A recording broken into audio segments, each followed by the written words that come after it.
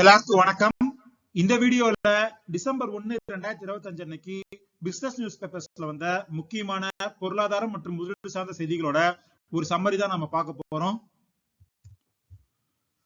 இன்னைக்கு Nifty 50 negative பெர்ஃபார்மன்ஸ்ல close ஆயிருக்கு. ஆனா காலையில ஓபன் ஆகும்போது பாசிட்டிவா வந்து ஓபன் ஆச்சு. ஒரு பாயிண்ட் ஆஃப் டைம்ல 26,311 அப்படிங்கிற ஆல் டைம் ஹையை வந்து மேக் பண்ணுச்சு. ஆனா அங்க இருந்து 26,128 வரைக்கும் வந்து கீழே விழுந்து கடைசியா வந்து கொஞ்சம் ரிகவரி ஆகி 26,175 வந்து க்ளோஸ் ஆயிருக்கு. இதுல பார்க்க வேண்டிய விஷயம் என்ன அப்படின்னா, ப்ரீவியஸ் ஆல் டைம் ஹையான அந்த 26,277 நிப்டியால வந்து 2-3 செஷனா சஸ்டெயின் பண்ண முடியல. க்ளோசிங்ல வந்து அந்த ஆல் டைம் ஹையை விட கம்மியா தான் வந்து க்ளோசிங் பண்றாங்க. அடுத்து கோல்டு பார்த்தோம் அப்படின்னா, இன்னைக்கு இந்தியால 12,000 ரூபாய் வந்து தாண்டி இருக்கு 22 கேரட் கோல்டு. குறைஞ்சப்ப பயங்கரமா குறைஞ்ச மாதிரி இருந்தது. ஆனா ஏறும்போது கொஞ்சம் கொஞ்சமா ஏறி திரும்ப 12,000 அப்படிங்கிற லெவலுக்கு வந்து கோல்டு வந்து வந்துருச்சு. ஸோ இன்டர்நேஷனல் மார்க்கெட்லயும் பார்த்தோம் அப்படின்னா 4,250 அப்படிங்கிற அந்த லெவலை தாண்டி வந்து கோல்டு வந்து ட்ரேட் ஆயிட்டு இருக்கு. இதுக்கு முக்கியமான காரணம் என்ன அப்படின்னா, அமெரிக்கால ஜாப் டேட்டா வந்து வரப்போகுது. ஸோ அந்த ஜாப் டேட்டாவும் அதை வச்சு ஃபெட் வந்து ரேட் கட் பண்ணும் அப்படிங்கிற அந்த விஷயம் தான் இன்டர்நேஷனல் மார்க்கெட்ல கோல்டு வந்து ஏறதுக்கான சான்ஸ் இருக்கு. இன்டர்நேஷனல் மார்க்கெட்ல கோல்டோட ஆல் டைம் ஹை அப்படின்னு பார்த்தோம்னா அது 4,381. ஸோ அங்க இருந்து ஒரு $150 வந்து கம்மியா தான் வந்து கோல்டு வந்து ட்ரேட் ஆயிட்டு இருக்கு. ஆனா இந்தியன் மார்க்கெட்ல பார்த்தோம் அப்படின்னா, நம்ம நிப்டில கோல்டு பீஸ் வந்து இப்ப 106 ரூபாய் அப்படிங்கிற ரேஞ்சில வந்து இருக்கு. இதோட 52 வீக் ஹை வந்து 108 ரூபாய் அப்படிங்கிற ரேஞ்சில வந்து இருந்தது. சோ இன்டர்நேஷனல் மார்க்கெட்டை விட இந்தியன் மார்க்கெட்ல முன்ன விட இப்ப நல்லாவே வந்து கோல்டு வந்து கெயின் ஆயிருக்கு. அதுக்கான காரணம் என்ன அப்படின்னா, டொமஸ்டிக்கா ருப்பி வந்து வீக்கன் ஆனதுனால இன்டர்நேஷனல் மார்க்கெட்ல ஏறதை தாண்டி டாலருக்கு எகென்ஸ்டான ரூபாயின் மதிப்பு கீழே விழ கோல்டு வந்து டொமஸ்டிக்கா ஏறிட்டே இருக்கு அப்படிங்கிற மாதிரி சொல்லியிருக்காங்க. அதே மாதிரி சில்வரும் வந்து ஏறி இருக்கு. $57 அப்படிங்கிற ரேஞ்ச் வந்து இன்டர்நேஷனல் மார்க்கெட்ல இருக்கு. பட் ஆனா ப்ரீவியஸா நம்ம பார்த்த மாதிரி சில்வர் வந்து கொஞ்சம் ரொம்ப வல்டரேட்டா இருக்கிறதுனால நம்ம வந்து நான் வந்து பர்சனலா அதை கன்சிடர் பண்றது இல்ல. அடுத்து ரூபா மேல இருக்க பிரஷர் அப்படிங்கிறது ரொம்ப அதிகமாயிட்டே இருக்கு. 89.76 அப்படிங்கிற ஆல் டைம் லோ வந்து இன்னைக்கு ருப்பி வந்து மேக் பண்ணுச்சு. ஆனா அதுக்கப்புறம் கொஞ்சம் பாயிண்ட்ஸ் வந்து ரிகவரி ஆகி 89.54 அப்படிங்கிற மாதிரி இருக்கு. சோ இது இப்படியே போச்சு அப்படின்னா 92, 93 அப்படிங்கிறது இந்த வருஷம் எண்டுக்குள்ளே வந்துரும் அப்படிங்கிற மாதிரி வந்து இருக்கு. ஏன்னா இப்போ மானிட்டரி பாலிசி கமிட்டி மீட்டிங் வந்து நடக்க போகுது. அந்த மீட்டிங்ல ஆர்பிஐ என்ன பண்ண போறாங்க அப்படிங்கிறது ரொம்ப முக்கியமா பார்க்கப்படுது. ஏன்னா டிசம்பர் 5ஆம் தேதி ரேட் கட் பண்ணாங்க, 25 பேசிஸ் பாயிண்ட் ரேட் கட் பண்ணாங்க அப்படின்னா திரும்ப ருப்பி வந்து கீழே விழுறது அப்படிங்கிறது இன்க்ரீஸ் ஆயிடும். இல்ல ரேட் கட் பண்ணல அப்படின்னா பெருசா வந்து அந்த அஃபெக்ட் வந்து இருக்காது அப்படின்னு நான் நினைக்கிறேன். பட் ஆனா growth வந்து 8.2% வந்து ஜிடிபி இருக்கு அப்படிங்கிற மாதிரி வந்து டேட்டா கொடுத்துட்டு ஆர்பிஐ மேல ரேட் கட் பண்றதுக்கான பிரஷர் அப்படிங்கிறது கொஞ்சம் அதிகமா தான் இருக்கு. சோ 2 வகை வந்து சொல்றாங்க. ஒண்ணு வந்து ரேட் கட் பண்றதுக்கான சான்ஸ் இருக்கு அப்படின்னு, பட் அதே சமயத்துல ரேட் கட் பண்ணாம இருக்கிறதுக்கான வாய்ப்பு தான் அதிகம் அப்படிங்கிற மாதிரி வந்து ரிப்போர்ட்ஸ் இருக்கு. அடுத்து நவம்பர்ல எஃப்ஐஎஸ் வந்து ஓவராலா ஒரு மந்த் பேசிஸா பார்த்தோம்னா செல்லிங் சைடு தான் இருந்திருக்காங்க. 3,765 கோடிக்கு வந்து வித்திருக்காங்க. அக்டோபர்ல வந்து கொஞ்சம் பையிங் சைடு வந்திருந்தாங்க. 14,000 கோடிக்கு வந்து அவங்க வந்து அக்டோபர் மந்த்ல வந்து பை பண்ணியிருந்தாங்க. பட் ஆனா நவம்பர்ல திரும்ப வந்து அவங்க செல்லிங்க்கு வந்திருக்காங்க அப்படிங்கிற மாதிரி சொல்லியிருக்காங்க. அடுத்து கடந்த 2 வருஷமா மார்க்கெட்ல ஐபிஓல ஃபண்ட் ரைஸ் பண்றது அப்படிங்கிறது எக்கச்சக்கமா போயிட்டு இருக்கு. நம்ம முன்னாடி வீடியோஸ்ல பேசியிருக்கோம். இப்போ அந்த ஐபிஓஸ்ல ரைஸ் பண்ண மணியை கம்பெனிஸ் எப்படி வந்து யூஸ் பண்ணிருக்காங்க அப்படிங்கிற மாதிரி டேட்டா வந்து வந்திருக்கு. அதுல 25% ஆஃப் மணி தான் வந்து கேபெக்ஸ் அப்படின்னு சொல்லப்படுற பிசினஸ்ல இன்வெஸ்ட் பண்ணிருக்காங்க. ஒரு 30% கிட்ட ஆல்ரெடி அந்த கம்பெனிஸ் வாங்கியிருந்த கடனை வந்து அடைக்கிறதுக்கு தான் வந்து யூஸ் பண்ணிருக்காங்க அப்படிங்கிற மாதிரி வந்து சொல்லியிருக்காங்க.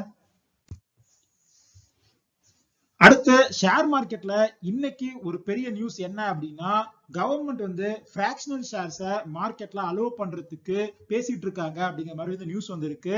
அமெரிக்கா மார்க்கெட்ல இப்பவுமே பிராக்ஷனல் ஷேர்ஸ் வந்து நீங்க வாங்கலாம். நான் வந்து யூஎஸ் மார்க்கெட் இன்வெஸ்ட் பண்றதுல பிராக்ஷனல் ஷேர்ஸ் தான் வந்து வாங்கிட்டு இருக்கேன். அது டாலர்ல இருக்கிறதுனால நம்மளால ஒரு ஷேர் அப்படிங்கிறது வாங்க முடியாது. ஸோ வேல்யூ அதிகமா இருக்கிறதுனால பிராக்ஷனல் ஷேர்ஸ் வந்து வாங்குறோம். இப்போ இந்தியாலையும் அந்த மாதிரி வந்து கொண்டு வரலாம் அப்படிங்கிற மாதிரி வந்து டிஸ்கஷன் நடக்கிறதா வந்து சொல்லியிருக்காங்க. சோ இது வந்து ஓகே ஆச்சு, கவர்மெண்ட் வந்து இதுக்கு லீகல் ஸ்டேட்டஸ் கொடுத்தாங்க அப்படின்னா அது வந்து மார்க்கெட்டுக்கு பயங்கரமான ஒரு பாசிட்டிவா இருக்கும். ஏன் அப்படின்னா அப்போ மார்க்கெட் இன்னும் வந்து இன்க்ளூசிவா மாறும்.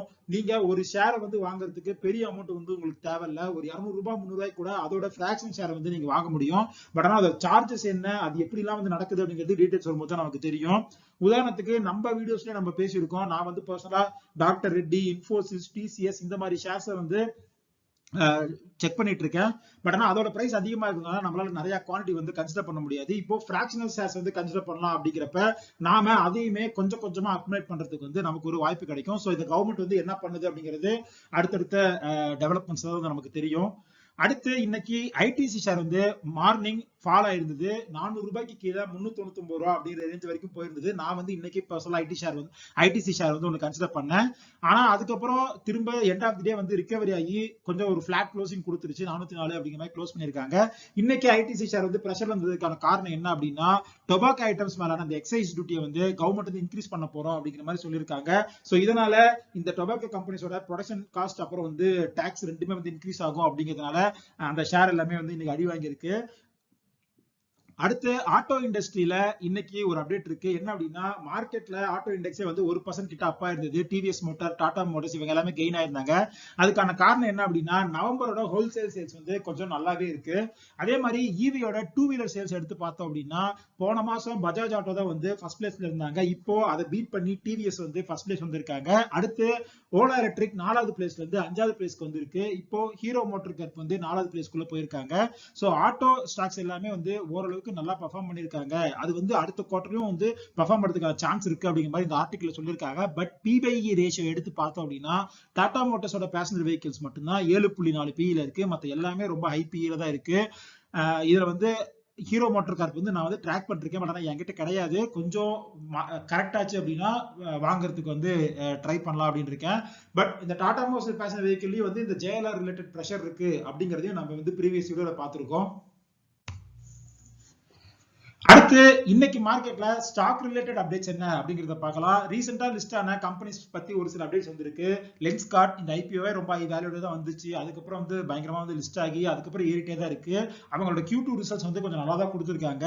ப்ராஃபிட் வந்து இயர் ஆன் இயர் 20% வந்து இன்க்ரீஸ் ஆயிருக்கு. ஷேர் வந்து 5% ஏறி இருக்கு. பட் அனலிஸ்ட் எல்லாரும் என்ன சொல்றாங்க அப்படின்னா ஸ்டாக் ஆல்ரெடி ரொம்ப வேல்யூவேஷன்ல இருக்கு அப்படிங்கிற மாதிரி சொல்லியிருக்காங்க. அடுத்து க்ரோ வந்து ஒரு 104 கோடியை வந்து இன்வெஸ்ட் பண்ணிருக்காங்க அவங்களோட சப்சிடரியில அப்படிங்கிற மாதிரி சொல்லியிருக்காங்க. அடுத்து பஜாஜ் ஹவுசிங் பினான்ஸ் இந்த ஷேர் வந்து ஐபிஓல வரும்போது 70 ரூபாய் அப்படிங்கிறது அவங்க பிரைஸ் பேண்ட் வந்து ஃபிக்ஸ் பண்ணியிருந்தாங்க. ஆனால் லிஸ்ட் ஆகும்போது 150 ரூபாய் அப்படிங்கிற ரேஞ்சில் வந்து லிஸ்ட் ஆயிருந்து. இந்த ஷேர் பத்தி நம்ம சேனல்ல போட்ட வீடியோ வந்து இருக்கும், போய் செக் பண்ணி பாருங்க. அதுல நம்ம என்ன சொல்லியிருப்போம் அப்படின்னா பஜாஜ் பினான்ஸ் அடிக்கடி வந்து ஸ்டாக் சேல் பண்றதுக்கான சான்ஸ் இருக்கு அப்படிங்கிற மாதிரி வந்து பேசியிருப்போம். ஸோ அதுதான் வந்து இப்ப திரும்ப நடந்திருக்கு. பஜாஜ் பினான்ஸ் 2% ஸ்டாக்கை வந்து சேல் பண்ண போறாங்க அப்படிங்கிற மாதிரி வந்து நியூஸ் வந்திருக்கு. ஸோ இந்த நியூஸ்னால நாளைக்கு பஜாஜ் பினான்ஸ் வந்து கரெக்ட் ஆகிறதுக்கான சான்ஸ் இருக்கு. இப்பவுமே 150 ரூபாய் லிஸ்ட் ஆன கம்பெனி 104 ரூபாய் அப்படி ரேஞ்சில் தான் வந்து ட்ரேட் ஆயிட்டு இருக்கு. இப்போதைக்கு இந்த ஷேர் வந்து என்கிட்ட கிடையாது. பட் ஆனா நான் வந்து இது வந்து வாட்ச் லிஸ்ட்ல போட்டு வச்சிருக்கேன். ஒரு நல்ல கம்பெனி நல்லா தான் வந்து பிசினஸ் பண்றாங்க. பட் ஆனா அந்த 70 ரூபாய் அப்படிங்கிற அந்த ஐபிஓ ரேஞ்சு கிட்ட ஒரு 80 ரூபாய் அப்படிங்கிற ரேஞ்சில் வந்து நான் வந்து கன்சிடர் பண்ண ஸ்டார்ட் பண்ணலாம் அப்படிங்கிற மாதிரி இருக்கேன். அடுத்து ஹிந்துஸ்தான் யூனிலீவர் வந்து அந்த குவாலிட்டி வால்ஸ் வந்து தனியா டிமர்ஜ் பண்ண போறோம் அப்படிங்கிற மாதிரி சொல்லியிருந்தாங்க. அதுக்கான ரெக்கார்ட் டேட்டா December 5 வந்து ஃபிக்ஸ் பண்ணிருக்காங்க. அன்னைக்கு உங்ககிட்ட எவ்வளவு ஹிந்துஸ்தான் யூனிலீவர் ஷேர் இருக்கோ அதுக்கு ஈக்குவலண்டான குவாலிட்டி வால் ஷேர் வந்து உங்களுக்கு கிடைக்கும். அடுத்து தேஜஸ் நெட்வொர்க் கடந்த ஒரு வருஷத்துல பயங்கரமா கரெக்டான ஒன் ஆஃப் தி ஷேர்ஸ் 61% கிட்ட வந்து இந்த ஷேர் கரெக்டா இருக்கு. ரீசெண்டா ஒரு வாரத்துக்கு முன்னாடி கூட ஏர்டெல் வந்து இவங்களோட எக்யூப்மெண்ட்ஸ் வந்து தரமற்றதா இருக்கு அப்படிங்கிற மாதிரி கொஸ்டின்ஸ்லாம் வச்சிருந்தாங்க. ஸோ இந்த ஷேர் வந்து கொஞ்சம் ப்ரெஷர்ல தான் இருக்கு. இப்போ இந்த ஷேருக்கு இன்னைக்கு ஒரு பாசிட்டிவ் நியூஸ் கிடைச்சிருக்கு.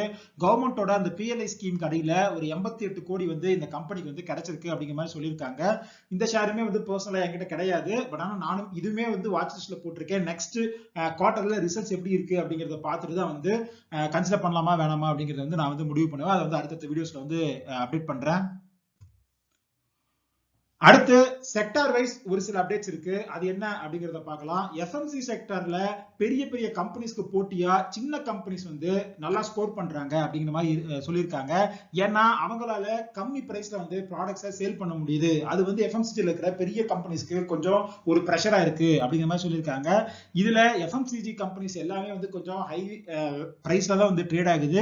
நான் வந்து பர்சனலா இண்டெக்ஸா தான் வந்து அதை கன்சிடர் பண்றேன். ஐசிஐசிஐ ப்ரூடென்ஷியல் வந்து எஃப்எம்சிஜி ETF இருக்கு. கடந்த ஒரு வருஷம் 1.5 வருஷமாவே அது வந்து ரொம்ப சப்டியூட் பெர்ஃபார்மன்ஸ் தான் கொடுத்துருக்கு. பட் ஆனா பர்சனலா நான் வந்து அதை அப்பப்போ கொஞ்சம் கொஞ்சமா வந்து கன்சிடர் பண்றேன்.